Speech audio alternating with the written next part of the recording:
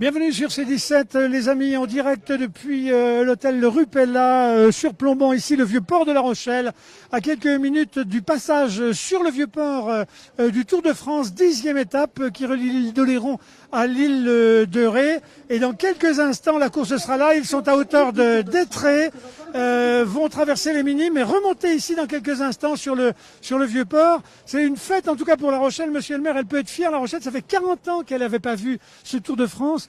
C'était en 83 la dernière fois. Absolument, en 83 le Tour de France était passé et donc aujourd'hui on le reçoit dans des conditions absolument de rêve avec une lumière magnifique, un petit peu de vent, des voiliers qui sont venus naviguer dans le vieux port et notamment on reconnaît Charline Picon qui était médaillée d'or aux Jeux Olympiques de Rio. Donc tout le monde du sport est rassemblé ici, puis aussi le monde de la culture avec les arts de la rue qui se sont installés, avec l'homme debout qui est là pour saluer le passage des coureurs. Alors, je vais me retourner vers Jacques Delambourg. Jacques, vous êtes avec nous depuis le début. On a parlé de l'histoire du vélo à La Rochelle, cette tradition populaire cyclo. Vous avez regardé, vous, à la télé, là, tout ce qui se passait. À l'approche de La Rochelle, comment ça se passe? Est-ce qu'on peut dire que ça aurait été une chouette étape ou une étape pour la forme, pour les paysages, etc. Non. En définitive, une chouette étape, comme vous dites, puisque il la qualifie d'éprouvante. Ah, qu'est-ce qui est éprouvant? Je pense que ce qui est éprouvant, c'est le nerf optique de regarder les beaux paysages. Peut-être. Y ont-ils succombé? Ouais. Non, c'est le vent. Et il y a eu quelques chutes à l'arrière, mais sans gravité. Ouais. Donc je pense qu'ils vont se pointer ici au bout du port de façon tout à fait groupée. Oui. Et sur Saint-Martin, vous imaginez qui sur la ligne d'arrivée? Ça va sprint? Alors on va dire ou un sprinter ou un baroudeur. Ouais. Alors moi je mettrais une petite pièce sur un baroudeur en me disant que le pont va peut-être faire la différence. Et pourquoi pas? Ah bah écoutez, on va vous suivre. On vous laisse les regarder, vous nous ferez un commentaire sitôt qu'ils arrivent. Monsieur le maire, on évoquait le vent tout à l'heure. Voilà, oui. Et puis on va demander à Catherine de se rapprocher. On évoquait le vent tout à l'heure. Vous aviez l'œil rivé sur le drapeau là-haut. Ça se renforce dans le sens la marée monte et donc ça va compliquer, en tout cas, la route pour nos amis. On voit bien que la brise de mer commence à s'établir et donc ils vont avoir le vent de face sur le pont. Donc le vent de face additionné à la côte, à la pente du pont des Dorés, va rendre effectivement ce franchissement assez exigeant sur le plan sportif. Vous voyez, le drapeau français flotte fièrement, balayé par le vent. Et donc on a ce qu'on appelle la brise thermique l'après-midi qui s'est maintenant établie avec la marée qui monte doucement pour pouvoir saluer le passage des coureurs. Catherine Lanidas, vous êtes adjointe au maire en charge du sport. C'est pas trop compliqué quand à La Rochelle on lance un appel pour que tous les sportifs se conjuguent et se fédèrent pour donner de la ville la meilleure image d'elle-même. Voilà, le résultat est là. On a à la fois le monde nautique, parmi les signaleurs et parmi les bénévoles, tous les cyclistes de toutes les associations cyclistes de la ville et puis d'autres bénévoles, effectivement, un grand rassemblement sportif pour fêter cet événement quand même, puisque 83 ça commençait à faire longtemps. Donc on est ravis de voir tous ces gens ici. Et je pense que ça va être un moment très émouvant pour le public rassemblé là autour du Vieux-Port. Aujourd'hui, sans le bénévolat, on fait rien. Ça charpente le dynamisme des villes.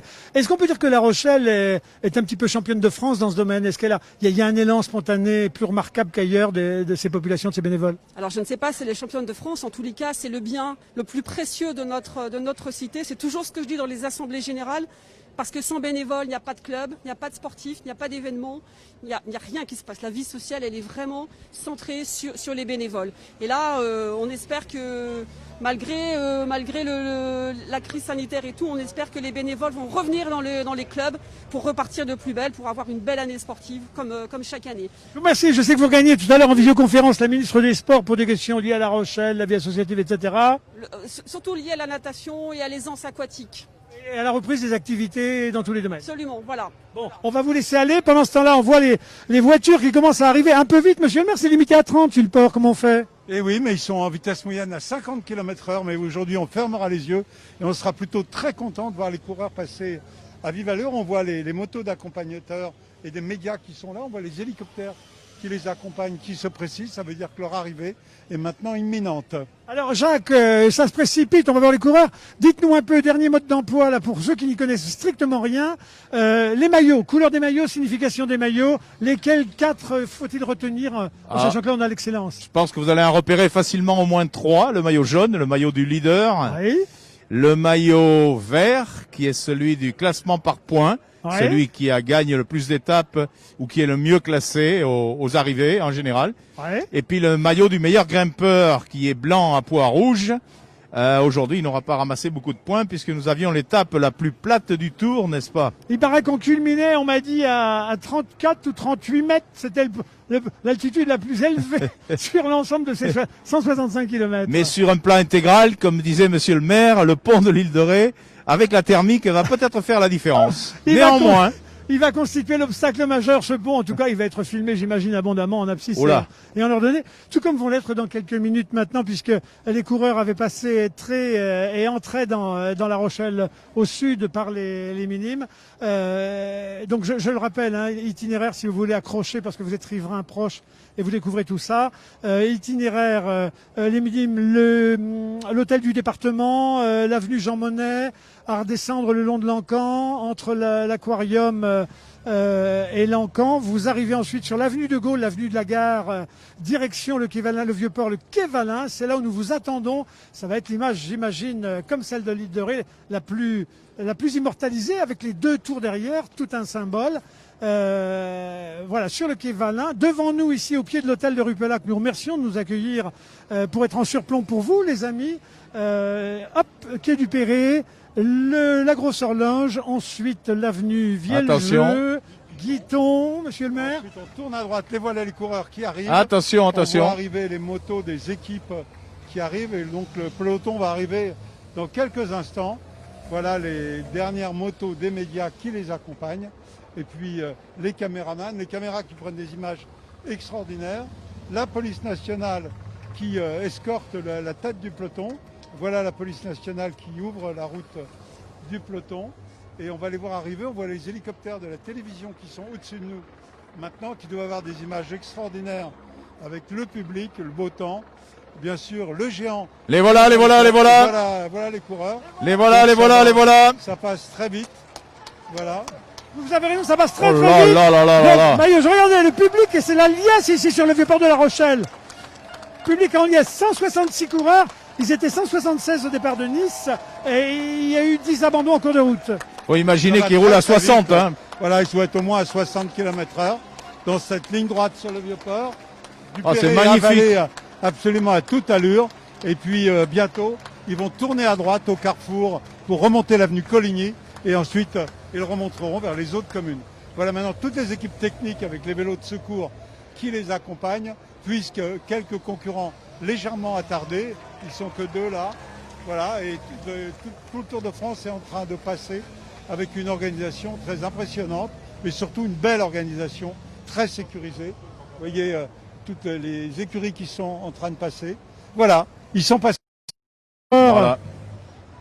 Voilà, bah écoutez, en plus tout non mais c'est ahurissant, c'est extrêmement rigoureux, sérieux et fluide, monsieur le maire. Ouais, c'est des très très beaux vélos qui passent là. On rêve tous d'avoir un vélo comme ça. Bon, je suis pas sûr qu'on ait la forme physique pour pouvoir en faire. Mais en tout cas, cette organisation est vraiment impeccable. Les coureurs sont passés en quelques secondes sous les bravos de Charline Picon, la médaillée d'or olympique, qui était là au premier rang avec sa planche à voile. Elle se prépare pour les prochains Jeux au Japon. Alors, je vais demander à Jean-Michel de regarder dans le bassin là et d'essayer d'identifier. Vous avez une planche, c'est la FRA, c'est ça? Oui, bien sûr, France. Voilà. Alors, vous avez une planche là, elle est dans les tons un peu mauve, orangé, avec comme sigle FRA. C'est Charline Picon, championne olympique, médaillée d'or olympique ici à La Rochelle. Alors là, les amis, présente pour l'excellence du cyclisme. C'est bonheur cette ville.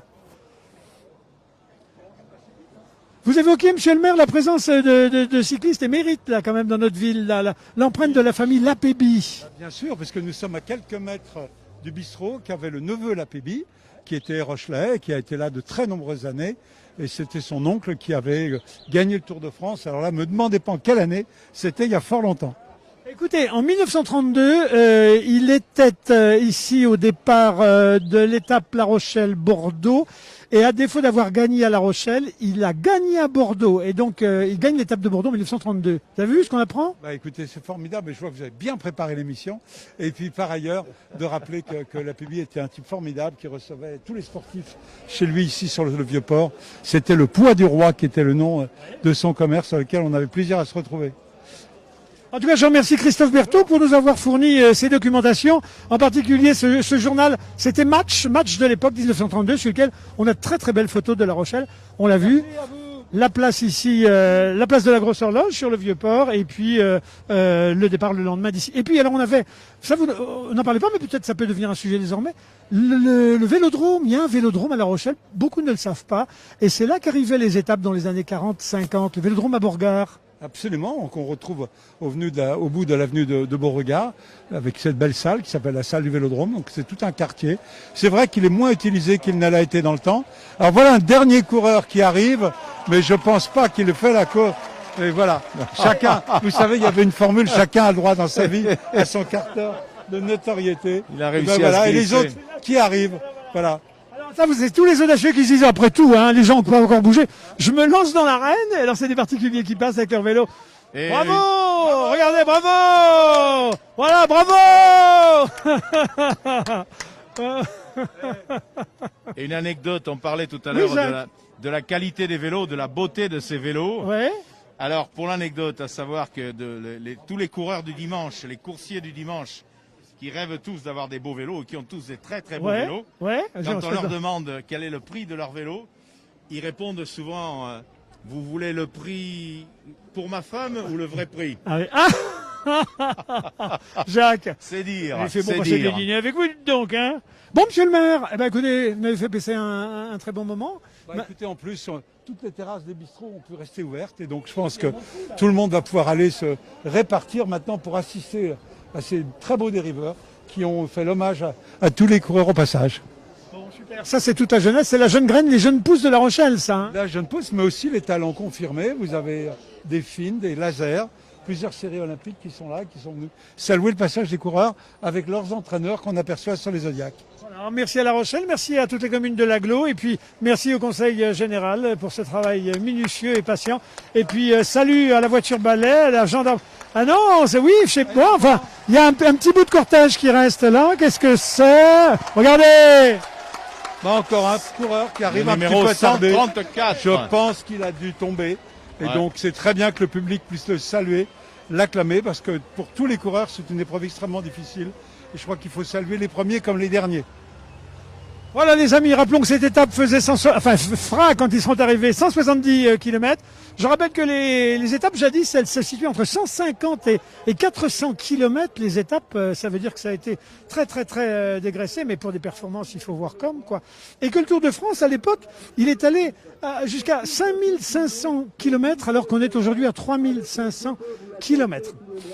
Voilà les amis, la voiture balai, les petits souvenirs du Tour de France, et puis nous on vous laisse sur les images de Jean-Michel apprécier les douces soirées de ce port de La Rochelle. À très bientôt sur C17 les amis. Merci Jacques. Merci à vous.